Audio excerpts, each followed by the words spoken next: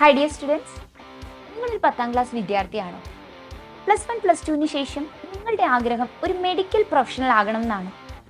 അങ്ങനെയാണെങ്കിൽ നിങ്ങൾ അറിഞ്ഞിരിക്കേണ്ട ചില കാര്യങ്ങളാണ് നമ്മൾ ഇന്നത്തെ വീഡിയോയിൽ ഡിസ്കസ് ചെയ്യുന്നത്. ആദ്യം തന്നെ നമ്മൾക്കറിയാം, ഒട്ടുമിക്ക കുട്ടികളുടെയും ഏറ്റവും വലിയൊരു ആഗ്രഹമാണ് +2 ശേഷം ഒരു മെഡിക്കൽ കോളേജിൽ പഠിക്കണം, ഒരു ഡോക്ടർ ആകണം എന്നുള്ളത്. എന്നാൽ ഈ ഡോക്ടർ ആകാൻ വേണ്ടി നിങ്ങൾ എഴുതേണ്ട ഒരു എൻട്രൻസ് എക്സാം ഉണ്ട്. ഇതിൻ്റെ പേരാണ് നീറ്റ് മെഡിക്കൽ എൻട്രൻസ് എക്സാം. ഈ എക്സാം നടത്തുന്നത് NTA, നമ്മളുടെ നാഷണൽ ടെസ്റ്റിംഗ് ഏജൻസിയാണ്. ഈ ഏജൻസിയെ കുറിച്ച് നിങ്ങൾ കേട്ടിട്ടുണ്ടോ? ശരിക്കും നിങ്ങളുടെ CBSE ബോർഡിന്റെ +2 എക്സാം നടത്തുന്ന സെയിം ഏജൻസി തന്നെയാണ് ശരിക്കും നീറ്റ് മെഡിക്കൽ എൻട്രൻസും നടത്തുന്നത്. എന്താണ് ഈ മെഡിക്കൽ എൻട്രൻസ്? ഈ എൻട്രൻസ് എഴുതേണ്ടത് എപ്പോഴാണ്? അതുപോലെ ഈ എൻട്രൻസ് എഴുതിയ ശേഷം നിങ്ങൾക്ക് എന്താണ് ലഭിക്കുക? അപ്പോൾ ആദ്യം തന്നെ ഈ എൻട്രൻസ് നടത്തുന്നത് NTA ആണെന്ന് നമ്മൾ പറഞ്ഞു. ഈ എക്സാം നടക്കുക നിങ്ങളുടെ +2 ശേഷമാണ്. അഥവാ നിങ്ങൾ +2 ബോർഡ് എക്സാം കഴിഞ്ഞ് ഓൾമോസ്റ്റ് മെയ് മന്തിലാണ് ശരിക്കും നീറ്റിൻ്റെ മെഡിക്കൽ എൻട്രൻസ് എക്സാം നടക്കുന്നത്. ഇതിന് എലിജിബിളായി എഴുതാൻ പറ്റുന്ന കുട്ടികൾ ഫിസിക്സ്, കെമിസ്ട്രി, ബയോളജി +1 +2 പഠിച്ചിട്ടുള്ളതോ അല്ലെങ്കിൽ ബയോളജിയെ സബ്സിഡറിയായി മറ്റ് കോഴ്സുകളായി പഠിച്ചിട്ടുള്ളവരോ ആയ കുട്ടികൾക്ക് എല്ലാവർക്കും നീറ്റ് മെഡിക്കൽ എൻട്രൻസ് എഴുതാൻ പറ്റും. +2 കഴിഞ്ഞ് നിങ്ങൾക്ക് ഏത് സ്റ്റേജിൽ വേണമെങ്കിലും എഴുതാം. ഇതിനൊരു ഏജ് ബാറോ ഏജ് ക്രൈറ്റീരിയയോ ഇല്ല. ഇനി ഈ എൻട്രൻസ് എക്സാം എഴുതി കഴിഞ്ഞാൽ നിങ്ങൾക്ക് എന്താ ലഭിക്കുന്നത്? ഒരു MBBS അണ്ടർ ഗ്രാജുവേറ്റ് സീറ്റോ അല്ലെങ്കിൽ ഒരു BDS അണ്ടർ ഗ്രാജുവേറ്റ് സീറ്റോ.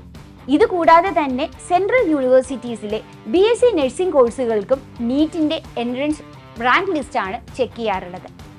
അപ്പോൾ നമുക്ക് ഈ എൻട്രൻസ് എങ്ങനെയാണ് നടക്കുന്നതെന്ന് നോക്കാം. ഇതൊരു പെൻ ആൻഡ് പേപ്പർ എക്സാം ആണ്. ഇതിലുണ്ടാവുന്ന ക്വസ്റ്റ്യൻസ് എല്ലാം MCQ ബേസ്ഡ് ക്വസ്റ്റ്യൻസ് ആയിരിക്കും. MCQ എന്നാൽ മൾട്ടിപ്പിൾ ചോയ്സ് ക്വസ്റ്റ്യൻസ്. നമുക്കൊരു ക്വസ്റ്റ്യൻ ഉണ്ടാവും. ആ ക്വസ്റ്റ്യന് 4 ഓപ്ഷൻസ് നൽകിയിരിക്കും. ഈ 4 ഓപ്ഷൻസിൽ ഒരു ഓപ്ഷൻ മാത്രം ശരിയായിട്ടുള്ള ഉത്തരമായിരിക്കും. ഇങ്ങനെ ശരിക്കും നിങ്ങൾക്ക് ഫിസിക്സിൻ്റെയും കെമിസ്ട്രിയുടെയും ബയോളജിയുടെയും ക്വസ്റ്റ്യൻസ് ഉണ്ടാവും. നമ്മൾ നോക്കുന്ന ഈ ഒരു ക്വസ്റ്റ്യൻ പേപ്പർ സെറ്റ് എടുത്താൽ ഇതിൽ 200 ക്വസ്റ്റ്യൻ ആണ് ഉണ്ടായിരിക്കുക. ഇതിൽ ഫിസിക്സിൽ 50 ക്വസ്റ്റ്യൻ, കെമിസ്ട്രിയിൽ 50 ക്വസ്റ്റ്യൻ, ബാക്കിയുള്ള 100 ക്വസ്റ്റ്യൻസ് നമുക്ക് ഉണ്ടാവുക ബയോളജിയിലാണ്. ഇതിനെ തന്നെ നമ്മൾ ബോട്ടണി, സുവോളജി ആയി 11, 12 നിങ്ങൾ പഠിക്കുമ്പോൾ ഡിവൈഡ് ചെയ്ത് പഠിക്കുന്നുണ്ട്. അപ്പോൾ നമുക്ക് പറയാം 4 സെക്ഷൻസ് ആയി തിരിക്കുമ്പോൾ ഓരോ സെക്ഷനിലും 50 ക്വസ്റ്റ്യൻ വീതമുണ്ട്. എന്നാൽ ഈ 50 ക്വസ്റ്റ്യനും നമ്മൾ എഴുതേണ്ട കാര്യമില്ല. അപ്പം നമുക്ക് ഉദാഹരണത്തിന് ഫിസിക്സ് എന്ന ഒരു സെക്ഷൻ എടുത്താൽ നിങ്ങൾ അതിൽ 50 ക്വസ്റ്റ്യൻ കാണുമ്പോൾ ഈ ക്വസ്റ്റ്യനെ അവർ 2 സെക്ഷനായി തിരിച്ചിരിക്കുന്നു.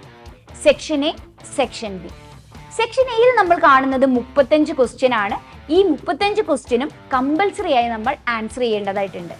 എന്നാൽ സെക്ഷൻ Bയിൽ നമുക്ക് 15 ക്വസ്റ്റ്യൻസ് ഉണ്ട്. ഈ 15 ക്വസ്റ്റ്യനിൽ നിങ്ങൾ 10 ക്വസ്റ്റ്യൻ മാത്രം സെലക്ട് ചെയ്ത് ആൻസർ ചെയ്താൽ മതി. ഓക്കെ അല്ലേ? അപ്പോൾ ശരിക്കും പറഞ്ഞാൽ നമ്മൾ ഫിസിക്സിലും കെമിസ്ട്രിയിലും ബയോളജിയിലുമായി ആകെ മൊത്തം 180 ക്വസ്റ്റ്യൻസ് ആൻസർ ചെയ്താൽ മാത്രം മതി. ആ ഓരോ ക്വസ്റ്റ്യനും നമ്മൾ ലഭിക്കുക 4 മാർക്കാണ്.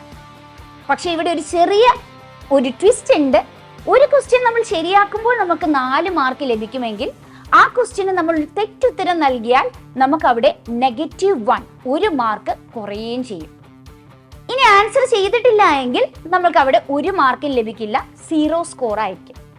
അങ്ങനെ നമ്മൾ 180 ക്വസ്റ്റ്യൻസിനെ ആൻസർ ചെയ്യുമ്പോൾ ശരിക്കും നമ്മൾക്ക് ലഭിക്കുക 720 മാർക്സ് ആണ്.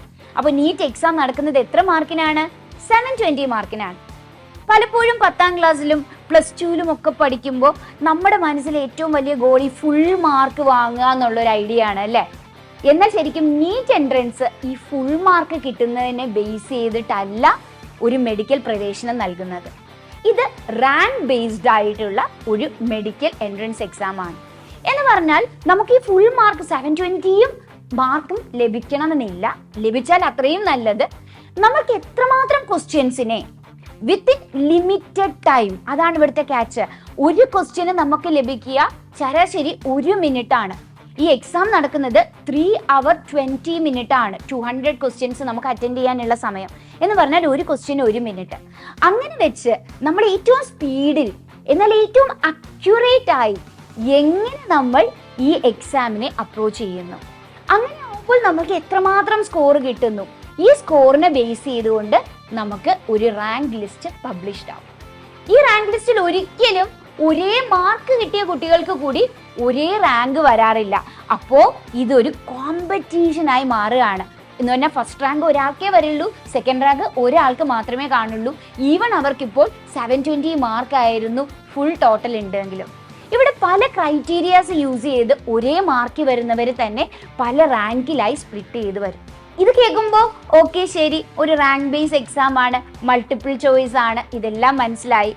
എന്നാൽ ഈ എക്സാം ക്വാളിഫൈ ചെയ്യുന്നത് അല്ലെങ്കിൽ ഈ എക്സാം എഴുതി റാങ്ക് കിട്ടുന്നവരുടെ എണ്ണം പലപ്പോഴും നമ്മൾ കുറവായി കാണാറുണ്ട് അല്ലേ?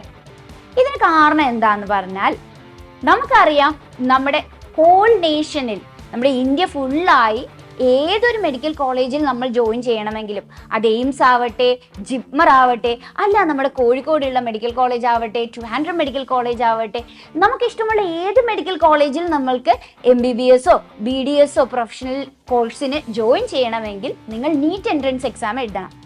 അങ്ങനെ ശരാശരി ഒരു നീറ്റ് എൻട്രൻസ് എക്സാം എഴുതാനായിട്ട് കഴിഞ്ഞ വർഷം 2023 എക്സാം എഴുതിയത് 21 lakh സ്റ്റുഡൻസ് ആണ്. ഇതിൽ നമുക്ക് എത്ര സീറ്റാണ് ഉള്ളതെന്ന് അറിയാവോ?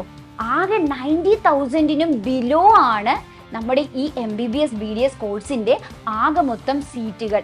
ഇത് ഗവൺമെന്റിന്റെയും പ്രൈവറ്റിന്റെയും ഇൻക്ലൂഡഡ് ആണ്. എന്ന് പറഞ്ഞാൽ ഇതൊരു വലിയ കസേരകളിയാണ്. ഒരു 21 പേര് ഒരു കസേരയ്ക്ക് ചുറ്റും ഓടുന്ന പോലെയാണ്. അത്രമാത്രം കോമ്പറ്റീഷൻ ഇവിടെ ഉണ്ട്. എന്നാൽ ഈ കോമ്പറ്റീഷനെ ക്രാക്ക് ചെയ്ത് ഈ എക്സാമിനെ എഴുതാൻ സിമ്പിൾ ആണോ? നമ്മൾ നോക്കുമ്പോൾ അണ്ടർ ഗ്രാജുവേറ്റ് ലെവലിൽ വരുന്ന പ്രൊഫഷണൽ കോഴ്സിലേക്ക് ജോയിൻ ചെയ്യുന്ന പല എക്സാമുകളും വെച്ച് നോക്കുമ്പോൾ നീറ്റ് ഒരു മോഡറേറ്റ് ലെവൽ എക്സാം ആണ്. ഇതിന്റെ സിലബസ് വളരെ കൺഫൈൻഡ് ആണ്. ശരിക്കും NTA പറഞ്ഞിട്ടുള്ള സിലബസ് നിങ്ങൾ 11ലും 12ലും പഠിക്കുന്ന ഫിസിക്സും കെമിസ്ട്രിയും ബയോളജിയും ആണ്. നിങ്ങൾ ഒന്നും എക്സ്ട്രാ ആയിട്ട് പഠിക്കേണ്ട ആവശ്യമില്ല. അപ്പൊ നിങ്ങൾ എന്താ ചെയ്യേണ്ടത്?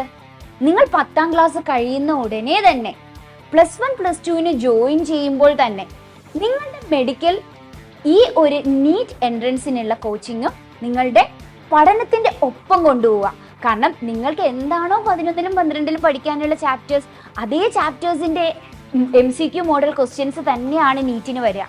ആകെ നമുക്ക് വേണ്ടത് എന്താണ്? ഈ ടൈപ്പ് ഓഫ് ക്വസ്റ്റ്യൻസിനെ പ്രാക്ടീസ് ചെയ്യണം. കാരണം നമ്മൾ 10ലൊക്കെ പഠിച്ചിട്ടുള്ളത് എന്താണ്? നമ്മളിങ്ങനെ എഴുതിയുള്ള സെന്റൻസ് വൈസ് ആൻസേഴ്സ് ആണ് നമ്മൾ ചെയ്യാറുള്ളത്. സബ്ജക്റ്റീവ് ആയിട്ടാണ് ആൻസർ ചെയ്യുക. ഇതിനെ എങ്ങനെ ഒബ്ജക്റ്റീവായിട്ട് ആൻസർ ചെയ്യാം? 4 ഓപ്ഷൻസ് വരുമ്പോൾ എങ്ങനെ ഫാസ്റ്റ് ആയിട്ട് നമ്മുടെ ആൻസറിലേക്ക് എത്താം? ഫിസിക്സിന്റെ പ്രോബ്ലംസിനെ എങ്ങനെ ക്വിക്കായി സോൾവ് ചെയ്യാം? ഇതിനുള്ള ടിപ്പും ട്രിക്കും അതുപോലെ തന്നെ എങ്ങനെ ഈസി എഫിഷ്യൻ്റ് ആയിട്ട് ടൈം മാനേജ് ചെയ്യാം എന്നാണ് ശരിക്കും നിങ്ങൾ നീറ്റ് നിങ്ങളുടെ സ്കൂളിനോടൊപ്പം പഠിക്കുമ്പോൾ നിങ്ങൾ പഠിക്കാൻ പോകുന്നത്. ഈ കഴിഞ്ഞ വർഷത്തെയും 2023ലെയും 2022ലെയും ഒക്കെ നീറ്റിന്റെ ടോപ്പേഴ്സിനെ നോക്കിയാൽ ഇവരെല്ലാവരും ഇന്റഗ്രേറ്റഡ് സ്കൂളിൽ പഠിച്ചിട്ടുള്ള കുട്ടികളാണ്. എന്ന് പറഞ്ഞാൽ ആദ്യമായി +2 കഴിഞ്ഞ് ഫസ്റ്റ് ടൈം എൻട്രൻസ് എഴുതിയ കുട്ടികൾക്കാണ് ടോപ്പ് റാങ്ക് ലിസ്റ്റിൽ വന്നിരിക്കുന്നത്. സോ അതിൽ അടുത്ത ആൾ നിങ്ങളാവാം. അപ്പോൾ ഒരിക്കലും നിങ്ങൾ നിങ്ങളുടെ +1 +2നോടൊപ്പം തന്നെ നിങ്ങളുടെ ഈ എൻട്രൻസ് കോച്ചിങ് നടത്താൻ മറക്കരുത്. കാരണം നിങ്ങൾ പഠിക്കുന്നത് എന്താണോ നിങ്ങൾക്ക് സ്കൂളിൽ പഠിക്കാനുള്ളത് അത് തന്നെയാണ് ഇവിടെയും പഠിക്കാൻ ഉള്ളത്. പക്ഷെ ആകെയുള്ള ഡിഫറൻസ്, കൂടെ പഠിച്ചാൽ കുറച്ചുകൂടെ ക്വിക്കായി പഠിക്കാം. നമുക്ക് +2 കഴിയുമ്പോൾ തന്നെ നീറ്റ് ക്രാക്ക് ചെയ്യാനും പറ്റും.